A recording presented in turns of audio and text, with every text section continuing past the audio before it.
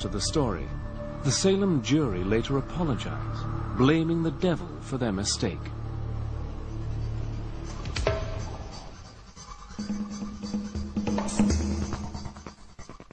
By the 1700s, the witch craze in America and Europe is almost over. A new, more scientific view of the world is gaining ground. Modernism, as the project that we get from the 18th century Enlightenment, actually banished religion, superstition, and all of that, and just said that that belongs to the Dark Ages. We're now in the modern world. We believe in facts, we believe in science, and if you want to be religious, that's a private option which you can go and practice somewhere else. Although the witch hunts have ended, and the educated classes of Europe and America even start to question whether the devil exists, in the folk tales of ordinary people, Satan lives on. But he's very different from the formidable and terrifying devil of the witch-finders. One of my own favourites is that of Dunstan, who was a very powerful blacksmith. The devil arrives and asks to have his shoes replaced. And he simply gets hold of his nose with two red-hot tongs and throws him out. And that is a very, very different devil. That's a devil that you can put in his place. By now, the devil has shed some of his ugliness and crude habits. In fact, he's often a member of the decadent aristocracy. He's a handsome gentleman dressed in fine clothes and mixing in fashionable company.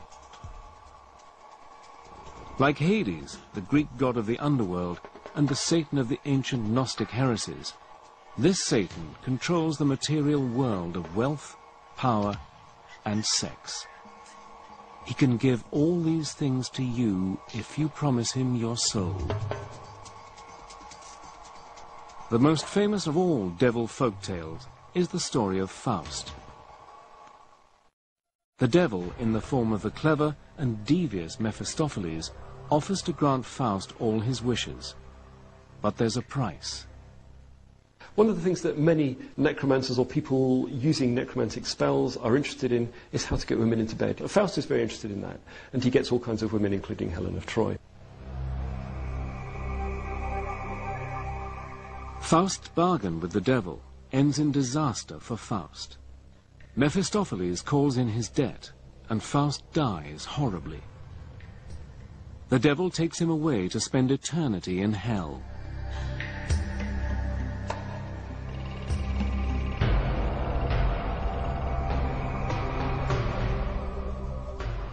As the power of religion fades, and the age of popes and kings gives way to the age of revolution and democracy, a new devil arrives on the scene.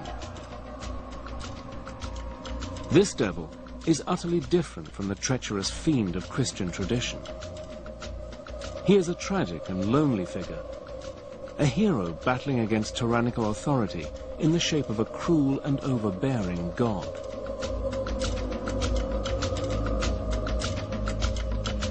Satan is now a brave and handsome rebel. And so you get the kind of romantic view of Satan as not really a villain or an evil person at all, but the opposite of that. Satan is a good guy who's challenging the boss.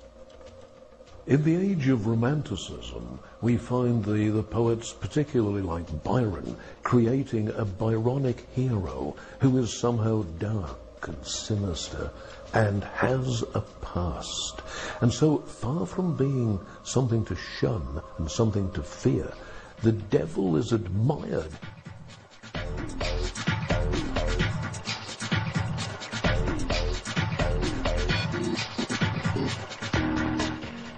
With the 20th century, the devil's fortunes take a turn for the worse.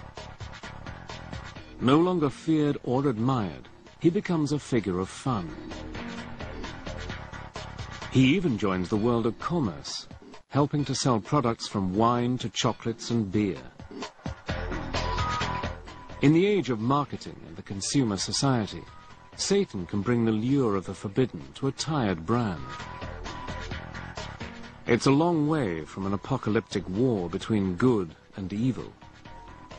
It has been a hallmark of the 20th century for the devil to be treated as a figure of fun, we find the devil is neither better nor worse than the people he's dealing with, and he's just a man among men. Satan seems to have been cut down to size. The Prince of Darkness has become a mischievous imp. But in a surprising twist, a different Satan, the glamorous rebel so admired by the revolutionaries of the 19th century, makes a startling comeback in the 1960s.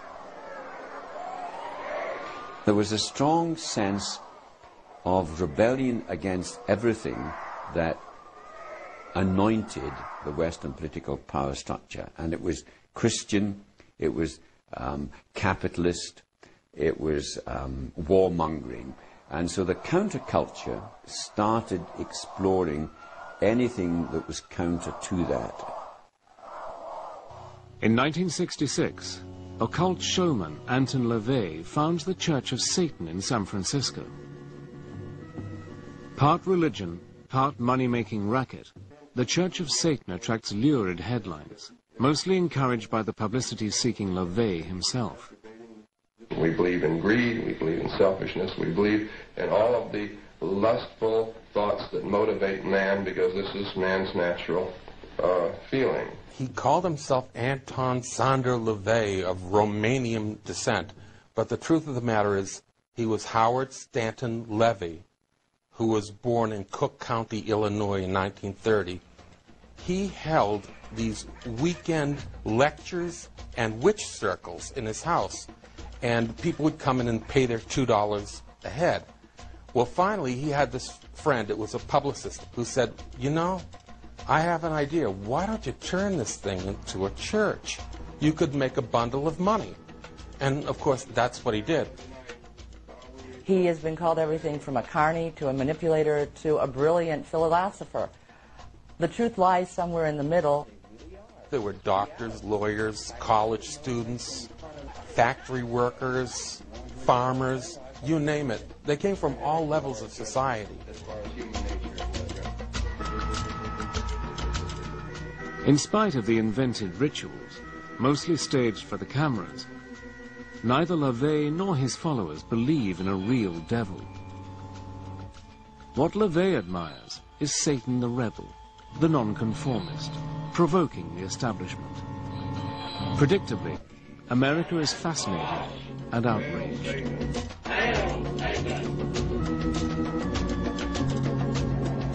In 1967, the 60s fascination with the occult, spearheaded by LaVey's Church of Satan, gets a powerful boost from Hollywood. The film Rosemary's Baby, a dark tale of devil worshippers in Manhattan, is a massive and unexpected hit.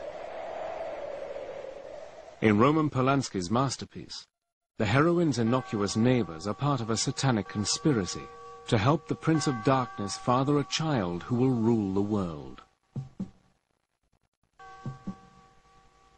In Rosemary's Baby, Satan triumphs in the end. But the Christian backlash to the story comes in the 1973 blockbuster The Exorcist. This time, the devil, who has possessed a young girl, is defeated by the forces of good in the shape of two priests. The old belief that women are especially susceptible to satanic influence is revived 2 centuries after the Salem witch trials. We would be seriously in error if we were to underestimate the power of Hollywood. I think the biggest impact was probably around the time of The Exorcist. I know many people I've talked to about the movie, especially those raised in a Christian household, who are very frightened by it, very upset. It's the war between good and evil, but evil is in a whole new dimension, and it's very personal. It made being possessed almost fashionable. The numbers of people who were seen to be possessed just took off. I've been invited to exorcise people who were convinced they had a demon, and you will get people who will put them through it, and it can be very violent and very dramatic and very expressive, but it can really flip someone into serious, serious ill health.